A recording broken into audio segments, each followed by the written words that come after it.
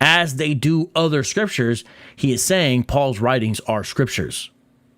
2 Peter chapter 3, verse 16 is a clear affirmation of the Apostle Peter that what Apostle Paul wrote with the wisdom given him, according to Peter, is scripture. And if you twist Paul's writing, you do so to your own destruction, as with the other scriptures.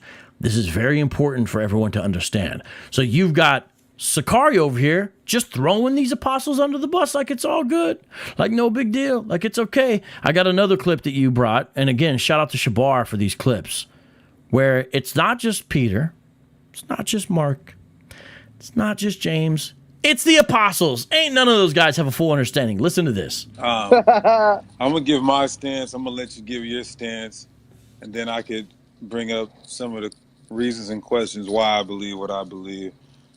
We at the SICARII, we believe that the apostles did not have the full understanding of the prophecies, and that's the stance we take due to scriptures, history, textual criticism, and also the manuscripts in which we had to use 2,000 years ago when Christ was on the scene. So go ahead and give your stance, brother. Yeah, my stance would be I wouldn't disagree and say that they didn't have full understanding, but to say that they erred in anything that they said, that's where I disagree at. Okay. To say that they said anything as far as referring to any prophecy where they were wrong. Okay. That's where Okay. So are you familiar with because see, a lot of Hebrew Israelites, without knowing it, that's like dealing with New Covenant theology. New Covenant theology is where they say no matter how drastically the New Testament writers and apostles are quoting these Old Testament prophecies, no matter how drastically different that they're using them and applying them, it doesn't matter. Let the New Testament writers interpret the Old Testament prophecy. And so that's... He's saying he disagrees with that, by the way. Now, I'm going to let Shabar comment. But understand, by him saying he disagrees with that, guess who interprets it instead? Hakkad SICARII. There's 6 seconds left of this clip. We have textual criticism. I'm not sure if you know what textual criticism is. Textual criticism does not tell you about apostolic authority in that way. What a ridiculous comment it is. But Shabar, I want to get and see what you have to say about this clip, man.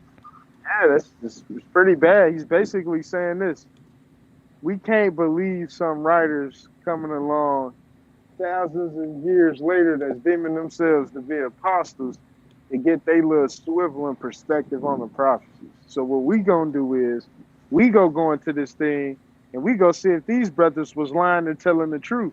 So we at the SICARII, we believe that not everything that the apostles was saying was actually correct. They sometimes the apostles prophesied it in part, and sometimes they didn't. It's just a fact.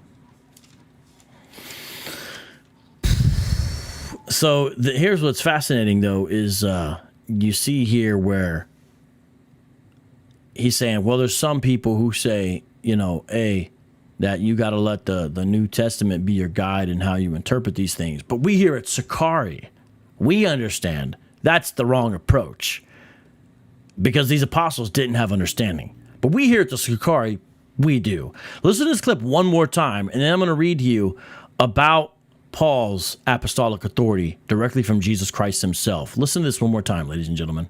I'm going to give my stance. I'm going to let you give your stance, and then I could bring up some of the reasons and questions why I believe what I believe.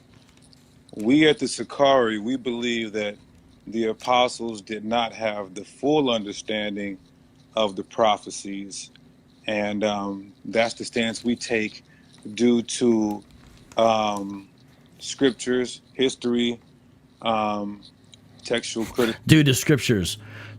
We at SICARII, we take this stance because of the scriptures. So the scriptures tell us that the scriptures are wrong. That's that we here at SICARII, that's what we do. and also the manuscripts in which we have. What?